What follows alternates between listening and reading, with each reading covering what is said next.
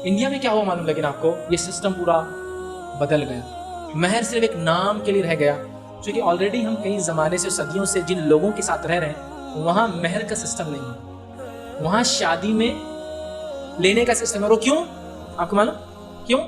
इस्लाम में जब लड़की की शादी हो जाती है तो उसको महर मिलता है और उसके बाप की विरासत भी मिलती है। इस्लाम में लड़की बाप की वारिस बनती है उसके मरने के बाद, शादीशुदा हो या गैर शादीशुदा, उससे कोई फर्क नहीं पड़ता। मुसलमानों ने डाउरी सिस्टम को ले लिया और विरासत देना छोड़ दिया, क्योंकि इंडियन कल्चर में विरासत लड़कियों को नहीं मिलती। तो शादी के वक्त लड़का क्या बोलता है, जितना वसूल है बुढ़े से अभी वसूल लो, ससुर से, तो वो शादी में ले लेता है जहेज की शक्ल में, जो मरने के बाद मिलने वाला था। इस्लाम ने कहा तुम्हें शादी में महर देना है और उसके बाद मरने के बाद विरासत देना है। उसको सेफ गार्ड किया, उसके बाप की जायदाद मिलेंगी, उसके बेटे की जायदाद मिलेंगी, उसके शौहर की जायदाद मिलेंगी, और इसके अलावा भी उसको मिल सकती है, लेकिन वो कंडीशनल है। ये जगह 3 जगह अनकंडीशनल मिलेंगी उसको, बाकी जगह अगर फूफी है किसी की और उसको भतीजा नहीं है तो वो शामिल हो जाती है। समझो, लड़कियां नहीं है, सिर्फ लड़कियां, तो लड़की की जगह फूफियों को जाता है हिस्सा। तब कंडीशनल है, लेकिन अनकंडीशनल 3 जगह लेती है, शौहर से, बाप से, और जो है बाप की और शौहर की और बेटे की, उसमें जो वारिस बन जाता है। समझिए?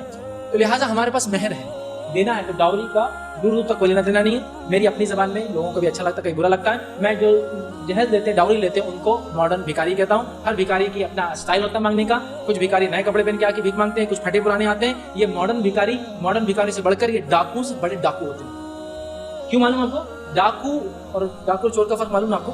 चोर खामोशी से चुराता है और डाकू डंकी की चोट पर आके आपके सामने चुराता है। ये दूल्हा और दूल्हे के घर वाले ये डाकुओं से बड़े हैं। ये जो है वो भी चुराते हैं और जो नहीं है बोलते लाके दो। डाकू तो क्या करता, सामने कैमरे चुरा के भाग गया, समझो मैं। लेकिन ये कैसे डाकू रहते? अभी तो 2 ही है, कैमरा लाके देना, शादी बना, डबल डाका हुआ नहीं। तो ये चोर है, ये भिखारी है, ये डाकू है, और इसकी वजह से कितनी बुराइयां हो रही। मेरा एक पूरा इसमें तफसीली लेक्चर है, जहेज, उसकी लानतें।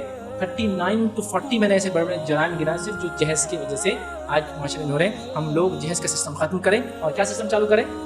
महर का सिस्टम और विरासत का सिस्टम चालू करें। विरासत पे मेरा एक लेक्चर है, हम विरासत क्यों नहीं देते, ये सिर्फ लड़कियों की, औरतों के लिए क्यों नहीं देते। उनका 50 रीजंस कोट किया मैंने इंडियन कॉन्टेक्स्ट में, क्या क्या बहाने भाई बनाते और क्या क्या बहाने कभी माँ भी बनाती और क्या क्या बहाने रिश्तेदार बनाते, ताकि लड़कियों को अवॉइड किया जाए, दूर रखा जाए। चूंकि वो दूसरे खानदान में जाती है ना, तो हमारी इजाजत क्यों देंगे?